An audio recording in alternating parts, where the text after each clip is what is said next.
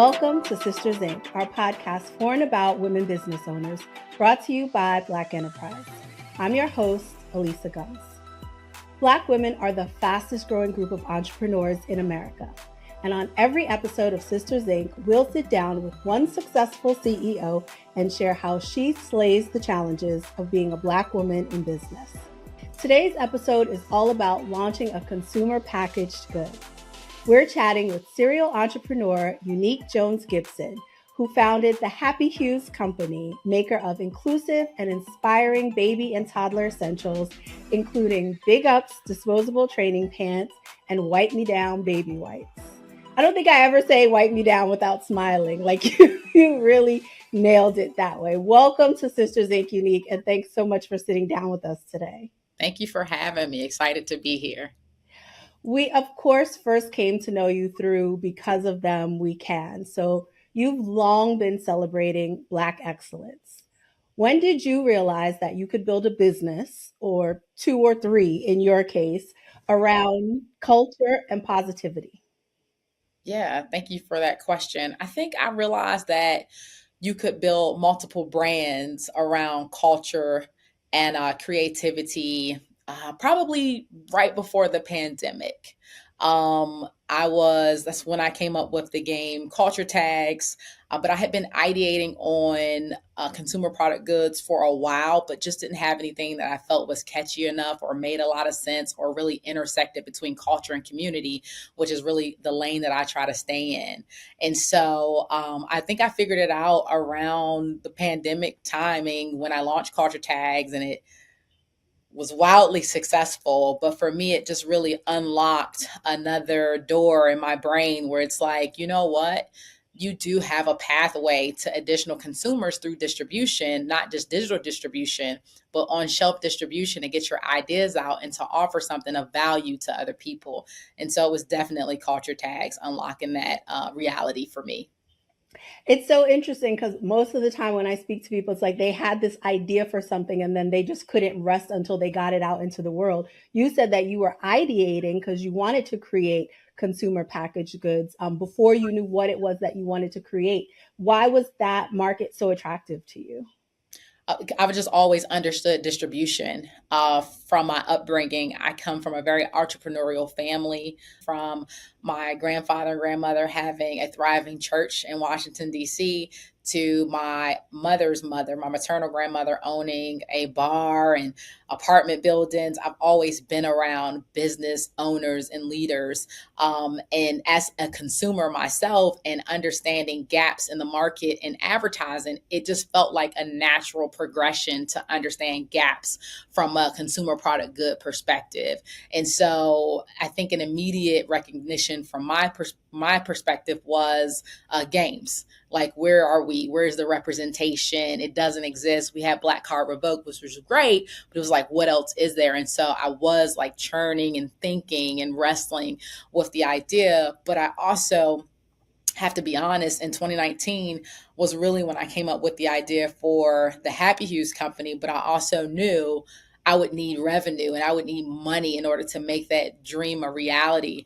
And I thought that having something to sell, because I've been in the service business, but I wanted to do something tangible, would be the quickest way to get me to that point. And so Culture Tags became a vehicle for that. But I had been thinking, like, what could I create for a while?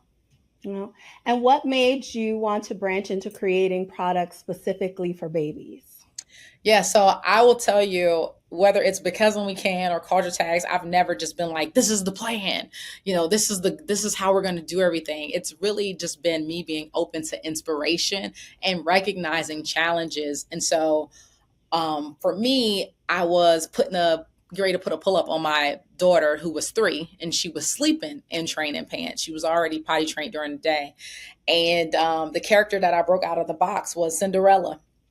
And I don't know if it was because I had a daughter, I already have 2 sons, but I just could not relate. And I knew if I couldn't relate in that moment, I knew she couldn't relate. And it just bothered me because we had been working on affirmations and really her just embracing who she is and looking in the mirror and all of the I ams. And I was like, wow, like she's really starting to gain her sense of self and independence. And this is the act, right? Putting on your own training pants or underwear, and there's nothing that reflects back to you. In that moment, I was like, wow, maybe something else exists. And so I started text messaging friends, and I text messaged my husband and sending emails. And I realized that nothing existed. And so I had Cinderella, I had Little Mermaid, I had Strawberry Shortcake.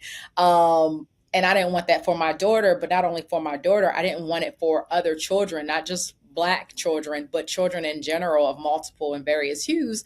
I feel like everyone deserves to see themselves or to reimagine themselves through the eyes of someone else who might look like them or that they can relate to. And so it really came from that night, pulling a pull up out of the pack and being like, I like Cinderella, but there has to be more. She There has ain't to it. be more. She listened, and this, and then I went into her drawer, and her underwear was like, it was Cinderella, it was Snow White, and I was just like, no, we're talking 2019, so Right. I'm just like all these other positive affirmations and images in every industry. Everyone is being disruptive and talking about representation.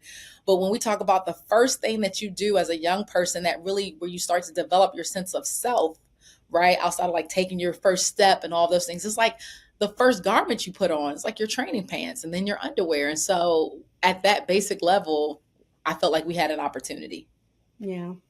The consumer packaged goods industry is one of the largest in the country, but it's also one of the most competitive. Were you at all wary of trying to break into a market that is dominated by these very well established household names like Pampers and Huggies? 100%.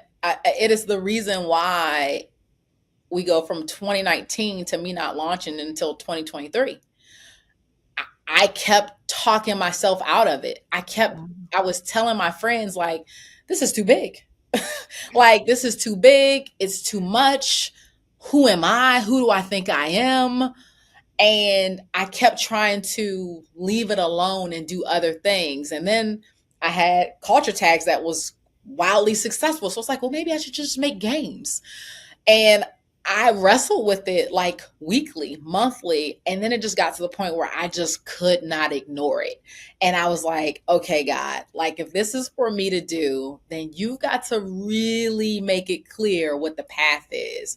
And the more I thought about it, the more it came to me, from the branding to the imagery to what would set us apart, and the opportunity really to do something that could, help change the world by simply changing diapers.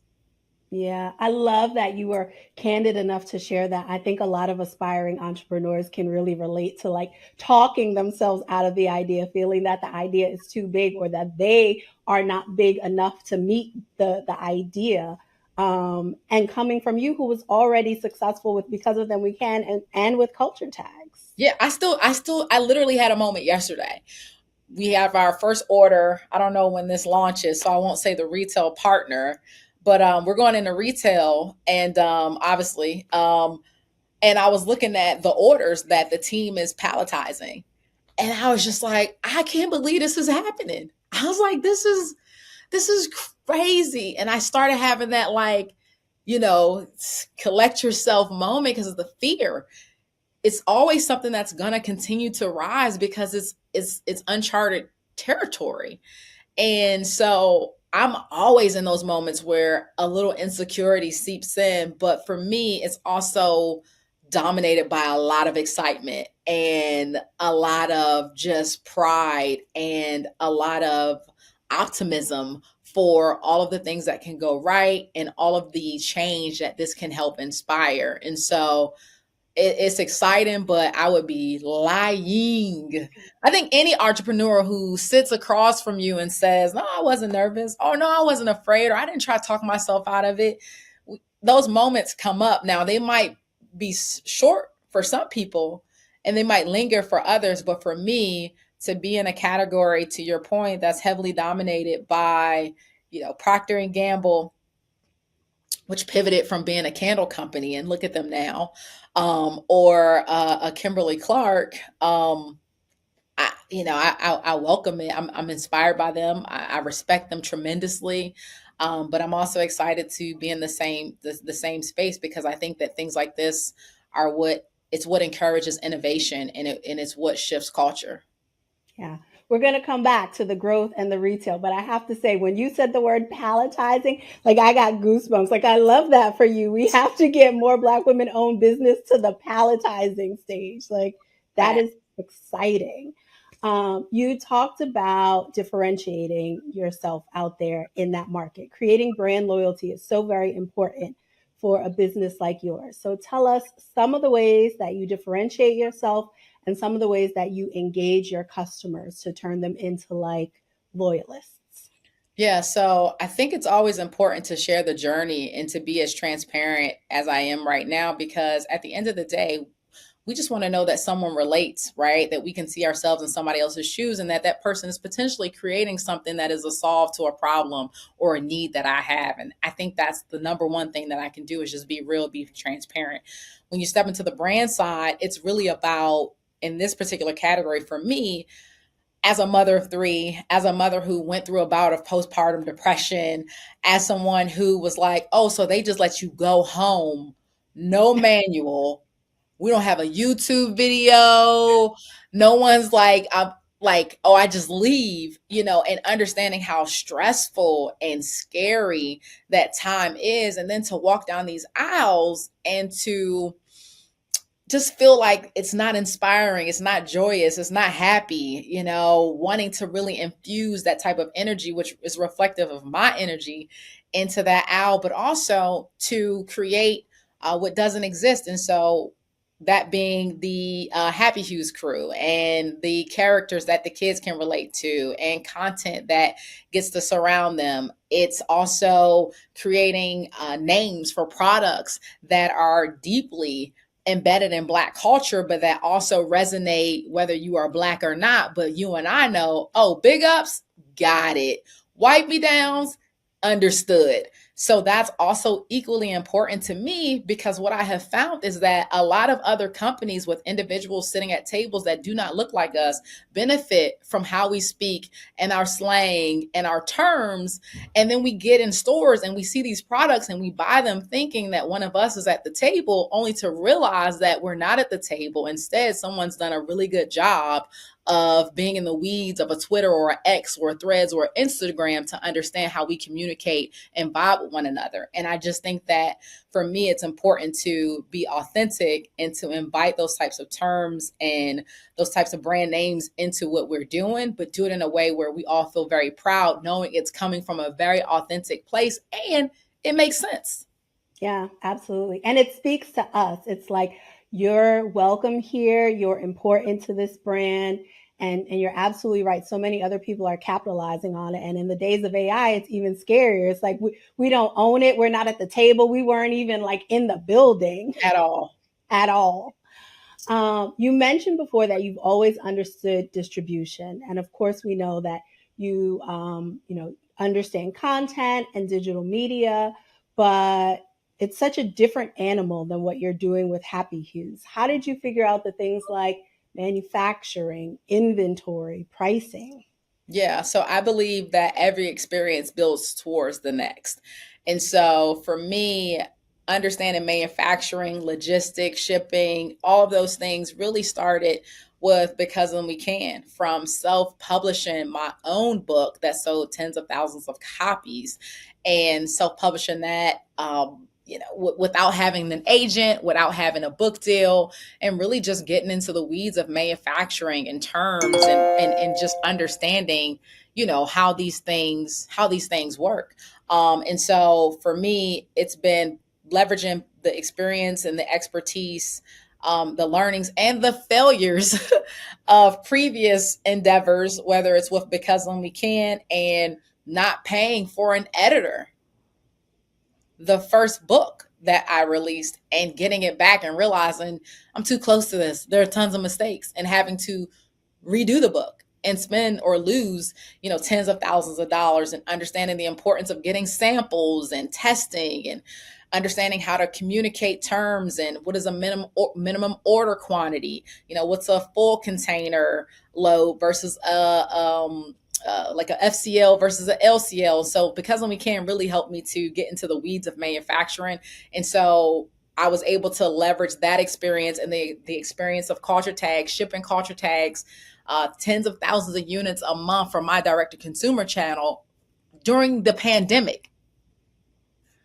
That alone was a lesson and a education in its own. And so all of those experiences compound, and being able to take that and go to manufacturers and research manufacturers with the confidence, knowing that I've been here before. It's just a different category. And obviously it's a lot more at stake, because we're not just talking about paper products, but we're talking about what goes on a baby's skin. We're talking about what brand the parents entrust, such a sacred opportunity with. And so I leverage all that experience, and then leveraging people that are smarter than me to help me. Yeah, absolutely. Can you speak for a little bit about product assortment? What was the strategy behind launching with those two specific products, the Big Ups and the Wipe Me Downs? So everything, everyone watching, everything when it comes down to like creating a product or a service, and you want to set yourself apart, everything boils down to positioning. And so for me, I knew that I could have launched with diapers first, and we're launching diapers, right? I could have launched with a number of things, but for me, I wanted to make it very clear what type of brand the Happy Hues company is. And so that's why my launch video, it starts with, Huggies has pull-ups, Pampers has easy ups, and the Happy Hues company, we have big ups. Immediately, I positioned myself alongside these other major brands, but not just those brands, but products that parents whom I'm talking to immediately recognize as training pants. And so immediately, oh, big ups are training pants. And so it was very important for me out the gate to start that way. Also, it honored the stage that my daughter was in when I was inspired, and the reason why I wanted to do it all together. And then with Wipe Me Down, same thing, right? It's just, you get it, right? It resonates with us. We understand it. And we talking about hands, face, body, and booties. Wipe Me Downs. We all know, that's a cleansing product, but it sounds, I love it. And so again, it's all about positioning, and that's why I decided to launch with Big Ups first, and then Wipe Me Downs. And we've got some diapers coming that have some really creative names, but I knew that Big Ups and Wipe Me Downs would really help people understand immediately the type of brand the Happy Hues company intends to be. Yeah. For now, the products are available exclusively on your website. We know that that is changing shortly by the minute. And you mentioned that you had your own direct to consumer channel with culture tags. What are some of the biggest lessons you've learned about e commerce for selling your own brands? Yeah, I think some of the biggest lessons that I learned in terms of selling my own brand on the D2C side, Uh, there are a lot. I don't know if I could pinpoint them. Know your weights. Okay, know the weight of your product, because that's a shipping fee, right? And some customers will spend $100, and if you show them a $5 or a $3 shipping fee, that'll just ruin the whole cart experience, and they'll abandon the cart, right? So understand your shipping fee, really understanding margins, and so not just how much it costs to produce a product, but what does it cost to produce that product, to get it from the manufacturer and into my hands, right? Is something that I think I learned as I went along. Like, oh, I thought this only cost me X amount of dollars, but really it costs $3 more because of all the people that have to touch it before I get to it, and how much I have to pay them. Or the warehousing fees or shipping fees for my staff. And so I think that really just knowing your numbers is the one thing that I think I was challenged with, just off of the high and excitement of having hits and having a brand and trademarks and things like that. But when it comes down to the business, at the end of the day, you have to be profitable, and you have to be able to drive people to your website. And so from a D2C perspective, a lot of that's going to be, of course, your organic marketing, TikTok being one of the biggest drivers of traffic currently from an organic perspective. But a lot of these platforms want you to pay too. So you got to pay to play, whether it's advertising on Facebook or Instagram, or these other social media profiles or pages. All that's got to factor into your costs, so that you can make sure at the end of the day you're profitable and you're able to reinvest that money back into the business. I think that's one thing. I think the other thing, I don't know if it's a challenge, but that I would recommend is like really getting to a point where you can tuck your cash and begin to leverage credit for your product needs, whether it's purchasing products so that you can grow your revenue, but also get to a space where you can just leverage credit, grow your cash, leverage credit based off of your cash is something that I learned a little later, that if I were an entrepreneur starting out or somebody who's like, has a hit or get into the game is something that I think can be a challenging for people, cash flow, capital, but also as you're making money, you could be tucking that money and leveraging it uh, in a way that allows you to still have positive cash flow and liquidity should you need it. Oh, we're going to come back to that in some future interview. I know there's someone out there who is like, please say more. Like when you talk about cash flow and effectively using credit, then that is something that a lot of entrepreneurs need to hear. But thank you for at least sharing the nugget of that advice with them, because those are important. Happy Hues is not that far away from its launch, from its official launch. So the company is still like a baby itself. What is the next growth stage for the brand? Listen, we're still crawling. If we go from crawling to Frankenstein walking to running, we're crawling, and that's because we've got to be very close to every detail and every step and every move. And so, the lower we are to the ground, the more humble we can be, and understanding that we've got to dot every I two, three times. We've got to cross our T's two, three times. And at the end of the day, we have to be excellent because we don't get as a Black business owner, we just do not get the grace that other people may get. It's almost like, people wait for the I gotcha. And so we've got to be excellent from day one. And so we're crawling and we're happy to crawl, knowing that one day we'll be walking and we'll be running. But we're super, super excited about the opportunity to even be on the field. Yeah. And people should be on the lookout for you on retail shelves, and they should be on the lookout for diapers. So you've already given them two things to get ready to open up their wallets for. Correct. Support me. Have a baby. Or be that auntie that's spoiling all the other people that have babies, or the godparent or the godfather or the uncle. Like, listen, this brand is for the cool mom, but also really for the cool aunt. At the end of the day, our products, we like to say they are baby shower approved, especially those wipe me downs. And so, of course, if I said baby shower approved, I own the domain and the trademark on that. That's another lesson for everyone. Another lesson. Babyshoweраpproved.com. It's going to reroute you right to happyhues.com. All right. What is one thing you would do differently if you were launching today, knowing what you now know? I don't know if there's anything I would do differently, because I feel like, at the end of the day, it all works together for the good. I think that the cheat code is just partnering up or linking up with just really smart and talented people. I think that's just always going to be the cheat code. It's like, as a founder, as a visionary, none of this means anything if I don't have an amazing team to help activate these ideas. And if I don't have someone who's a little bit more creative or artistic, or somebody who thinks a little bit bigger, or can execute on the logistics side, or execute when it comes to some of the unsexy things of actually going into retail, or testing products and sampling. I think getting closer to iron. I think we say a lot, iron sharpens iron. But then we just end up working with people just because we work with them for a long time. We end up having people on our team just because they're on the team. Hey, they're good people. There's good energy. Or maybe there isn't. Maybe we just become, content with, like, that's the way it is.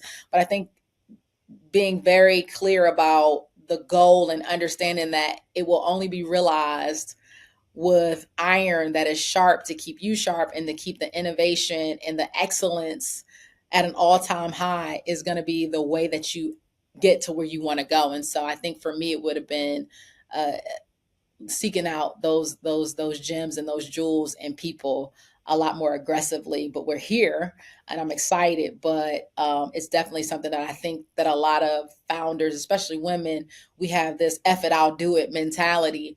And that just at the end of the day, it's just not sustainable. And you could just go a lot further faster if you create an ecosystem around you with really smart people that you empower to do their job and to do it well. I'm so glad you mentioned the people on your team. I happen to know that you always surround yourself with smart, successful Black women. And even when you look at your investors, Happy Hues is backed by founding investors that include Pinky Cole of Slutty Vegan, Arsha Jones of Capital City Mambo Sauce, both of whom have been on this podcast. Can you talk about the importance of that community amongst Black women entrepreneurs? Yeah, I think it's just important. At the end of the day, iron sharpens iron, and it's the old saying, each one teach one. You know, we have to be able to help one another. We relate to one another. We understand one another's plight, our challenges, especially in this particular space. You know, Melissa Butler is another person that I talk to quite often because she's in retail and she's where I want to be when it comes to like introducing more than one SKU into a big retail partner like a Target and beyond. And so it's really about setting ego aside, setting pride aside, being willing to be embarrassed, and asking those questions. But even before asking those questions, developing those relationships with individuals that are like-minded. And so it's going to conferences, it's putting yourself out there to be able to network. And then it's really just building a lot of these relationships. You mentioned some of the people who have invested in Happy Hues through my family and friends round. These are people that I've been friends with for like 5-10 years, just no transaction, no business, just off of the strength of, you're a great person, you're a good person, I'm a good person, you want to do good work, I want to do good work, let's keep each other encouraged. That's it. And so when the opportunity to invest in Happy Hues came up, there was a select group of individuals that I reached out to, like, hey, and a lot of them were Black women, and a lot of them were just people in general who've just always been supportive. But I would be lying if I didn't admit the fact that majority of them are Black women who are in retail, who are entrepreneurs on their own in their own right, who are forward-thinking individuals, and who believe in the power that we have, not only as individuals, but as collectives, to come together to effectuate change. Yeah. Thank you so much, Eunique, for sharing your small business success story and so many really actionable pieces of helpful advice for all of the entrepreneurs out there. Everyone, please take a look at the company website. That's happyhues.com. You can also follow them on Instagram and Facebook at the Happy Hues Co. Check out the podcast channel on blackenterprise.com to find Sisters Inc. and other podcasts from Black Enterprise editors, writers, and experts. Be sure to subscribe to Sisters Inc. on Apple Podcasts, Spotify, SoundCloud, or YouTube. And if you like what you hear, show us some love by leaving a 5-star review or put a sister on by spreading the word. This is Elisa Gums with Sisters Inc. for Black Enterprise. Thank you for listening.